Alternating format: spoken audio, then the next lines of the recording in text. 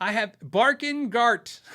If I'm saying that right, that's awesome. Hey Phil, I bought a Silver Sky SE from Sweetwater with the lower horn neck pocket gap wide enough for almost 2 business cards. Sweetwater says that's normal.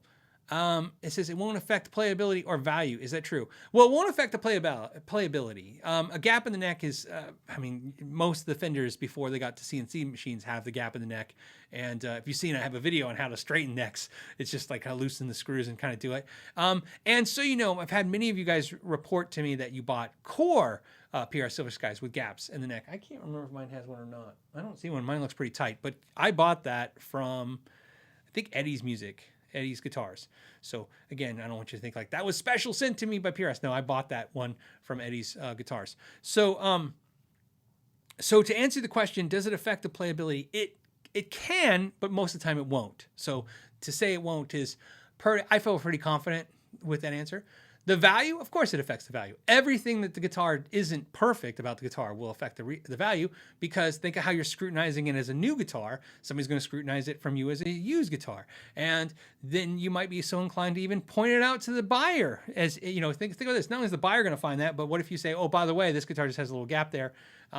So if you're so concerned that it will affect the resale value, I will tell you this. How much will it affect the resale value? Well, not much right now, because they're hard to get right now and people are getting top dollar for them still, So does it affect the resale value right now? Not a whole lot, 10%. So if let's say you could get $700 used, you'll get $630. So you're going to lose 10%. That's a guess. I'm giving you a scenario that's feasible. I would say, if you're dealing with Sweetwater, I would say 2 things. One, you have a great return policy, so you can just return it, exchange it out for another one.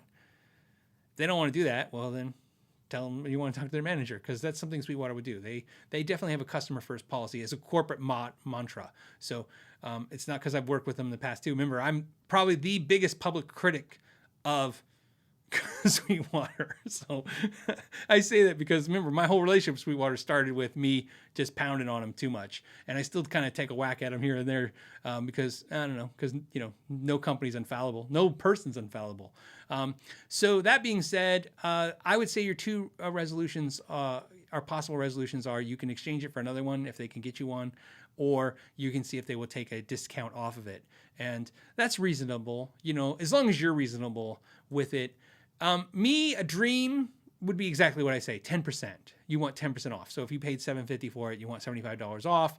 And if they can't do that, maybe 5%, and that'll give you, $35, $40 off. That would be nice. And if they can't do that, always remember when you guys ask for discounts and refunds and stuff like that, there's 2 levels to this when you're talking to anyone in retail in this industry. So say, hey, can you give me 10% off? And that would be nice, put that back on my card or whatever. And they go yes or no, and they say no, then go lower. Could you do 5%? What can you do? Even if they say no, because they're going to say no. No, I can't do that. Well, can you do this? Just because they said no doesn't mean it's the end of the conversation.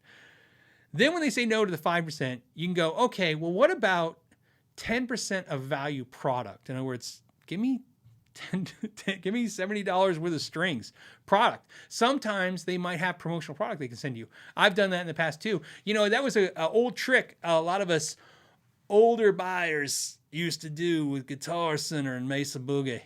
I don't know why I have that voice. I apologize. I just wanted to say Mesa Boogie like that. I remember when you'd buy Mesa Boogie and they'd be like, no discounts. You're like, all right, can you give me 10% off? Tax out the door on a Mesa Boogie. And they're like, nope. Mesa Boogie said no discounts. You're like, can you throw in $50 in guitar strings? Like, sure. Because they didn't care. The sales guys didn't care because they weren't discounting the product. They would sell the Mesa Boogie at full boat, and then they would just write, like 20 packs to Dario, 0. And so you could get them to throw in, or you could get them throwing cables and straps and stuff you didn't care, but at least you got something, right? So same thing with this. You might be able to get them to adjust the value of the guitar, get them to adjust it with product or money compensation. Or, like I said, your final recourse is you can just send it back and buy it from somebody else and get one that doesn't have the gap, or learn to live with it. But like I said, if your main concern is playability, I don't think you have a concern value-wise. I'm sure somebody else in the comments is going to have opinions too, what they think too as well. But I would definitely, if it's bugging you, it will bug somebody else. That's usually my thought process. There you go. If you enjoyed this podcast clip, you can watch the entire episode by clicking the link in the description or streaming it on iTunes, iHeartRadio, and Spotify. You can also join it live every week, Friday at 3 p.m. Pacific Standard Time, and I hope to see you there. Until next time, know your gear.